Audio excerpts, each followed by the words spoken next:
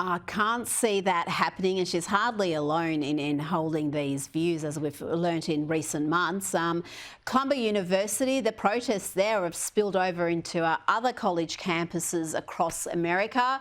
Let's have a look at some footage from these protests. This is from Harvard, Columbia, University of Southern California, and the University of Texas in Austin.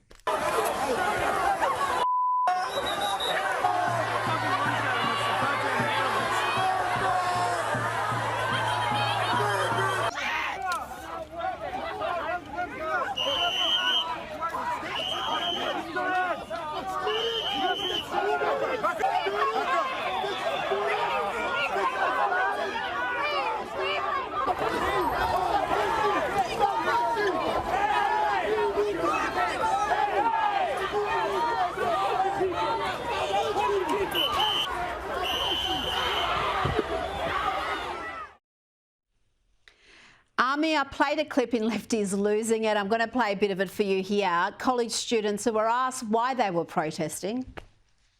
The main goal with tonight's protest? I think the goal is just showing our support for Palestine and demanding that NYU stops. I honestly don't know all of what NYU's doing. Is there something that NYU's doing? I really don't know. I'm pretty sure they're... Do you know what NYU's doing? About what? About Israel. Why are we protesting here? Palestine will be free! I wish I was more educated. I'm not either. My goodness, but there are other students who are all too aware of what they want, the utter destruction of Israel for one. Have a look at these students and what they're chanting here about burning Tel Aviv to the ground.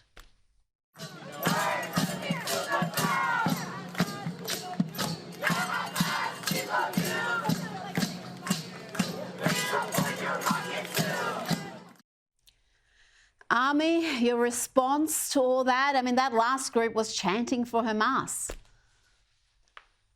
I mean, look, at a certain point, words start to just fail us, right? I mean, what we're seeing here is so egregious, so disgusting.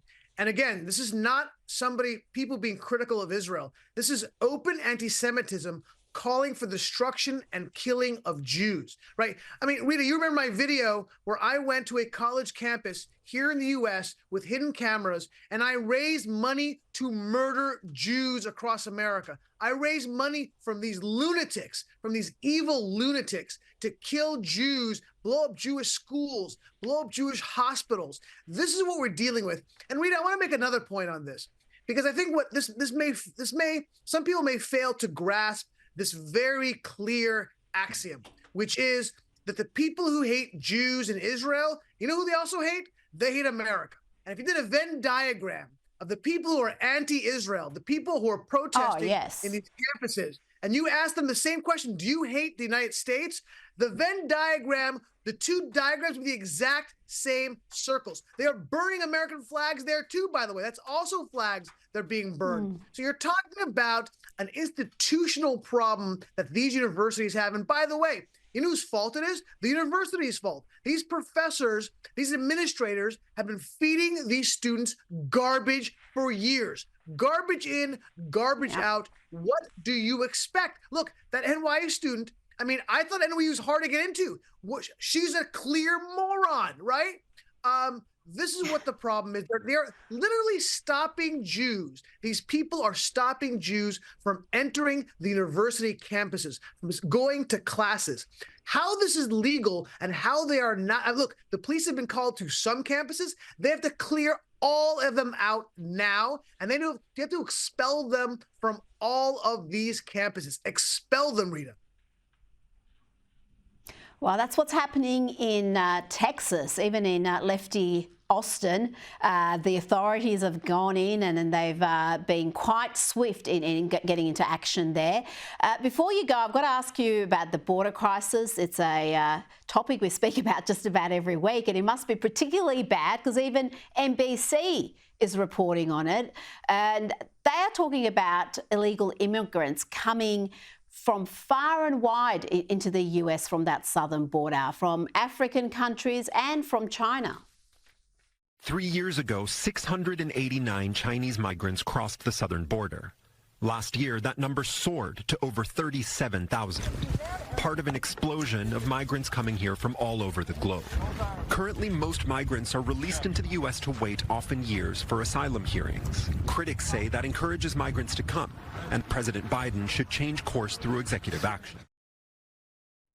More than 37,000 from China, and that doesn't include the ones who come undetected. Why are they coming through that southern border? And I guess when you have more than 2 million coming in every year illegally, 37,000 doesn't seem like a lot. But why are Chinese immigrants crossing illegally?